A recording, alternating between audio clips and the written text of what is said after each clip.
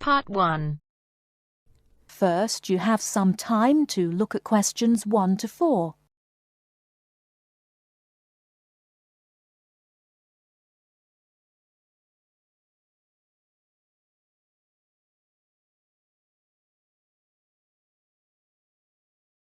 Now we shall begin. You should answer the questions as you listen, because you will not hear the recording a second time. Listen carefully and answer questions 1 to 4. Global Bicycle Tours, may I help you? Yes, thank you. I'd like to sign up for a bicycle tour. Which tour were you interested in? We have the River Valley Tour coming up in June and the Mountain Tour in July. The River Valley tour is in June. I thought it was in May. It actually takes place the first week of June. Oh, I see. Well, I can still do that. The River Valley tour is the one I want. Splendid. Just let me take your information. May I have your name, please? Carla Schmidt. That's Carla with a K, not a C. K-A-R-L-A. Thank you, Miss Schmidt. Address? Do you need a street address, or can I give you my post office box? A post office box is fine. It's P.O. Box 257, Manchester. Thank you. OK, next. Will you be bringing your own bicycle, or do you want to rent one from us? I'll bring my own. Excellent. Now, we provide all the meals, so we need to know if you have any dietary restrictions. I don't think so. What do you mean? I mean, if there's any food you can't eat. Some people have food allergies or are vegetarian or have to avoid dairy products, things like that. Oh, I see. Well, yes, I'm a vegetarian. I never eat meat.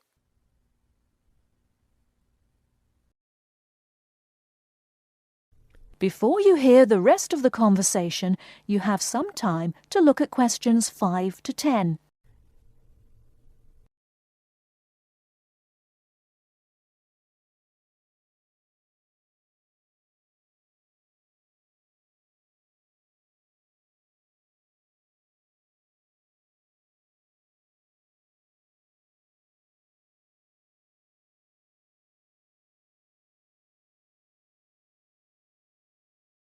Now listen and answer questions 5 to 10.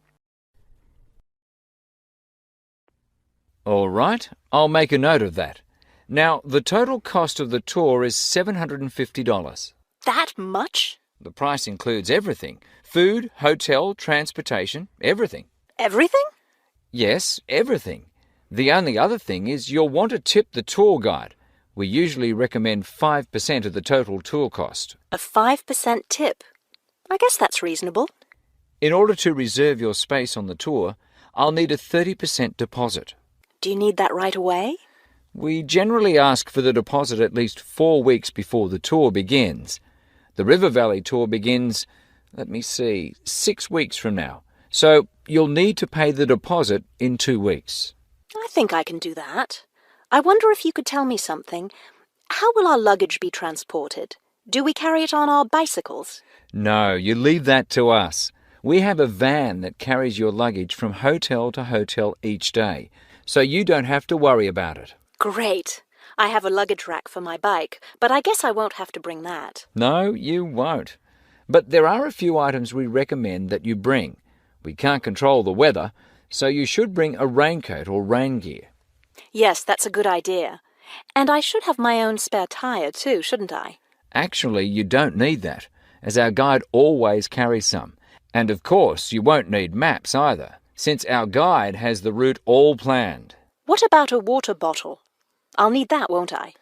Yes, you should definitely have a water bottle. A camera would be a good idea too, since that tour goes through some very scenic areas. I have a guidebook of that area. I wonder if I should bring it along. We don't recommend guidebooks. It would just be extra weight, and the tour guide knows a great deal about the area. Yes, I see. Is there anything else I need to know? I think we've covered the important points. I'll send you a tour brochure, and you can call again if you have any questions. Thank you very much.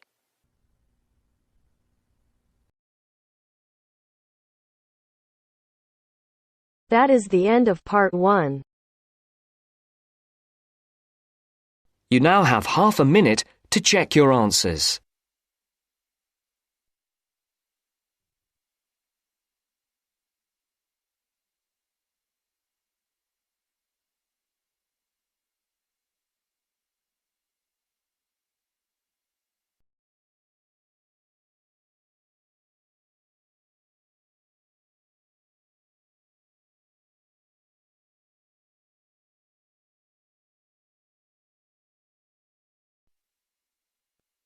Now turns to Part 2.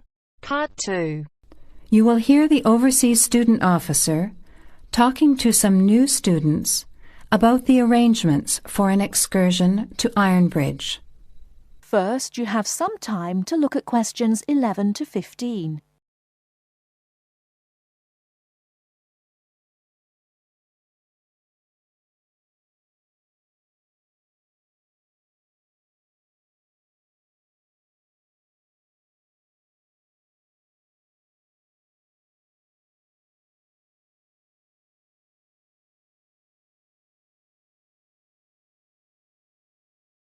Now, listen carefully and answer questions 11 to 15.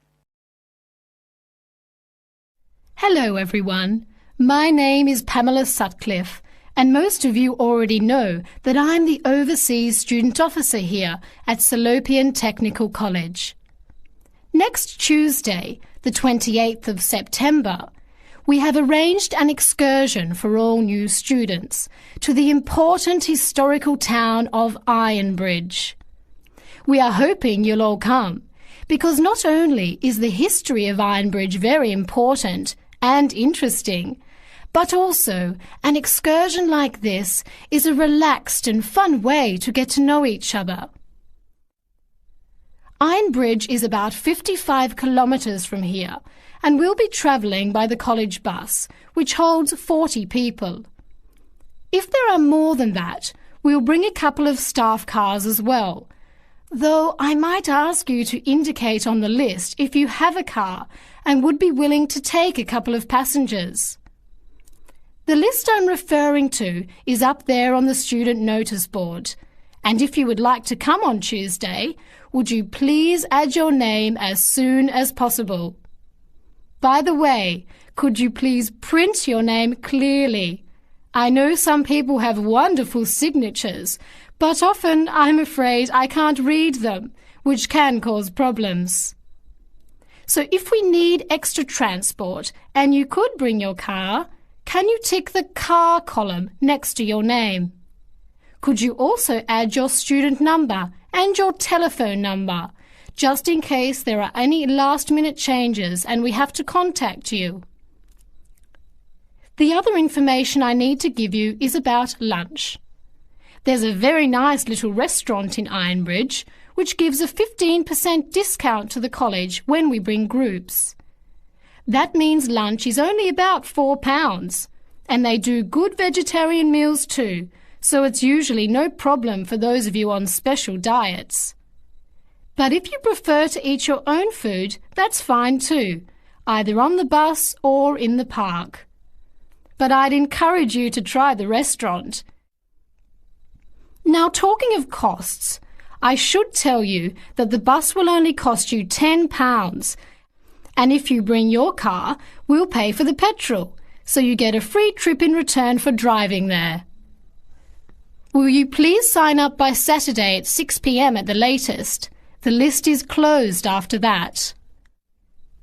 We will depart at 9:30 a.m. sharp on Tuesday morning, so please make sure that you arrive at least 15 minutes before so that you can find a seat and get settled on the bus. Before you hear the rest of the talk, you have some time to look at questions 16 to 20.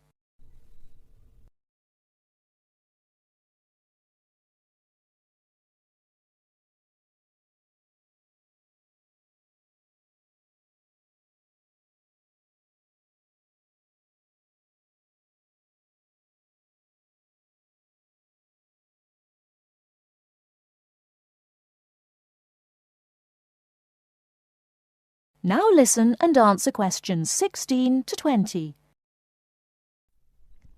The college bus garage is behind the engineering workshop. It's quite easy to find. If you come here to the Student Union building, then walk east down the avenue until you get to the childcare centre on your left, and then turn left and walk past the sports centre and the tennis courts, which are both on your left. Cross over Central Square, and opposite you is the engineering workshop. Walk around the back and you'll see the bus.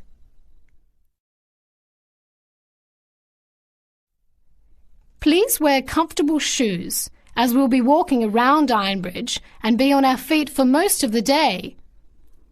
Wear a warm jacket, and you might like to bring an umbrella and a backpack to put them in if the weather's warm and sunny, which we hope it will be, but of course we can't guarantee that.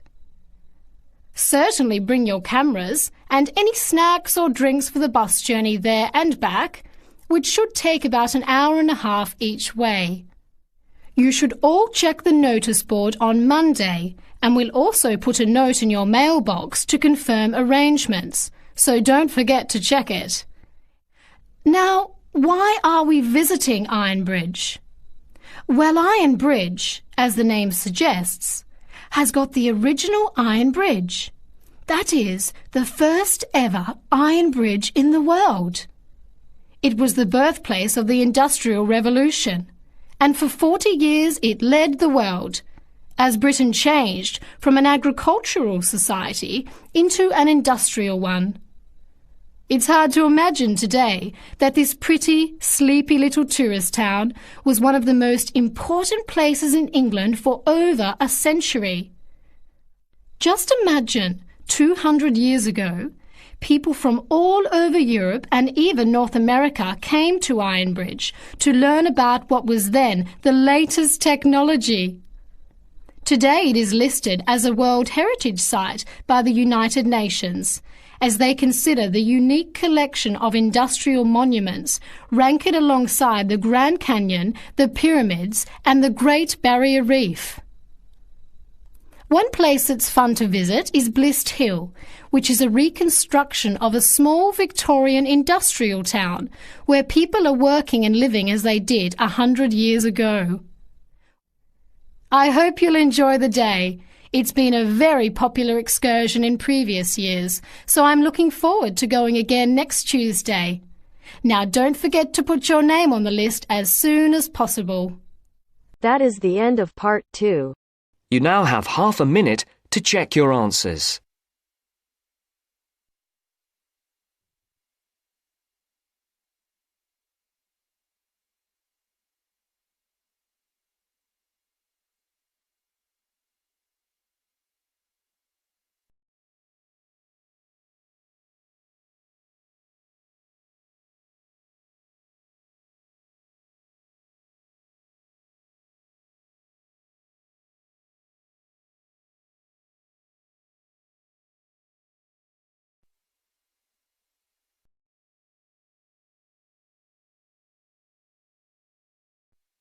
Now turns to part 3. Part 3. You are going to hear part of a lecture on some useful information for your travelling around Britain. Listen to the lecture and complete the notes below. First, you have some time to look at questions 21 to 25.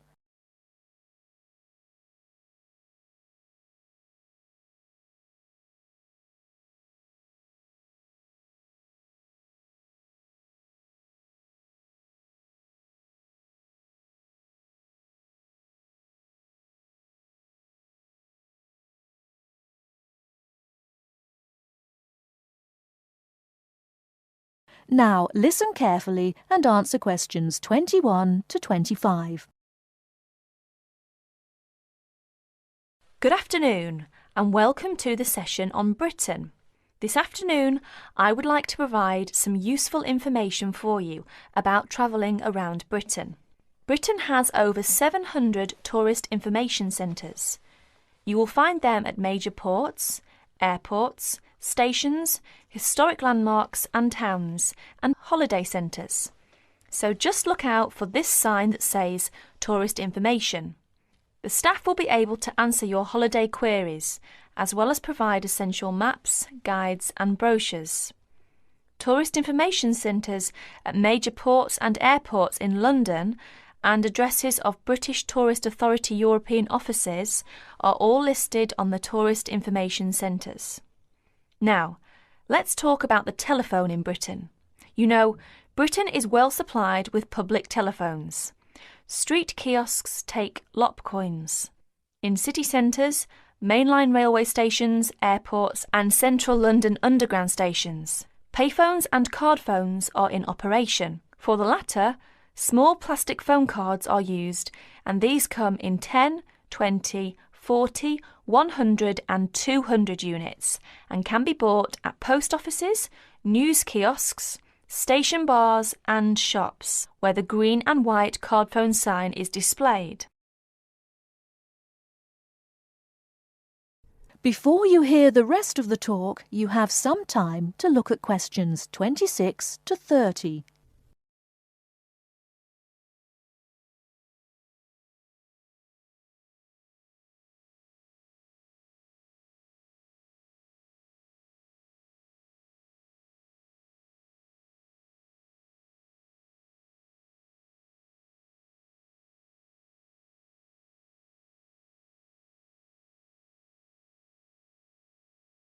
Now listen and answer questions 26 to 30. When using the different public telephone systems, make sure you read the dialling instructions carefully. Now let's see the banks in Britain. There are 24-hour banks at London's two main airports. One is Heathrow and the other is Gatwick. Otherwise, banks are normally open from 9:30 to 3:30, Monday to Friday. Barclays Bank and National Westminster Bank offer a Saturday morning service at some of their branches. National Gyrobanks has 42 bureaux de change located in post offices throughout the country in main tourist areas. Opening hours are 9 to 5:30 weekdays, 9 to 12:30 Saturday mornings. One exception to this is the Trafalgar Square office, whose opening hours are 8 to 8 weekdays and Saturdays, and 10 to 5 on Sundays. The Bureau de Change services are available to overseas visitors. Visitors can change their money there. You can also change money at Bureau de Change, large hotels, department stores and travel agents. Be sure to check in advance the rate of exchange and the commission charged, as these vary considerably. Wherever possible, you are advised to use the bank or Bureau de Change, which conforms to the BTA Code of Conduct. In most cases, this is indicated by display of the code. That is the end of part 3. You now have half a minute to check your answers.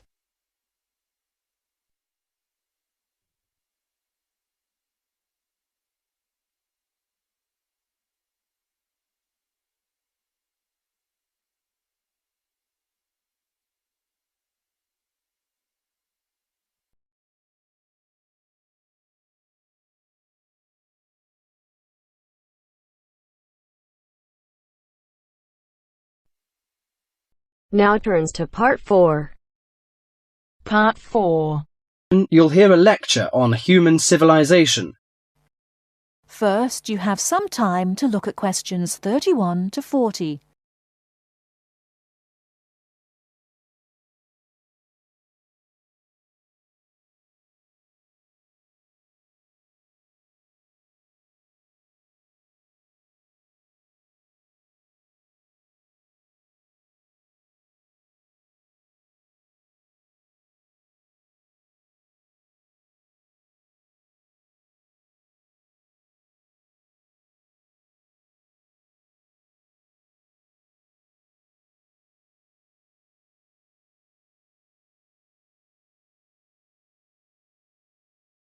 Now listen carefully and answer questions 31 to 40. Today in our History Series lectures, Professor Smith is going to introduce the history of human civilization. Welcome, Professor Smith. Good afternoon, ladies and gentlemen. Do you know when human civilization originated? And what's the development of human language? Well, the first two stages in the development of civilized man were probably the invention of primitive weapons and the discovery of fire, though nobody knows exactly when he acquired the use of the latter. The origin of language is also obscure. No doubt it began very gradually. Animals have a few cries that serve as signals, but even the highest apes have not been found able to pronounce words, even with the most intensive professional instruction. Apparently, a necessity for the mastering of speech is the superior brain of man. When man became sufficiently intelligent, we must suppose that he gradually increased the number of cries for different purposes. It was a great day when he discovered that speech could be used for narrative. There are those who think that in this respect, picture language preceded oral language. A man could draw a picture on the wall of his cave to show in which direction he had gone, or what prey he hoped to catch. Probably picture language and oral language developed side by side. I'm inclined to think that language has been the most important single factor in the development of man. Two important stages came not so long before the dawn of written history. The first was the domestication of animals. The second was agriculture. Agriculture was a step in human progress to which, subsequently, there was nothing comparable until our own machine age.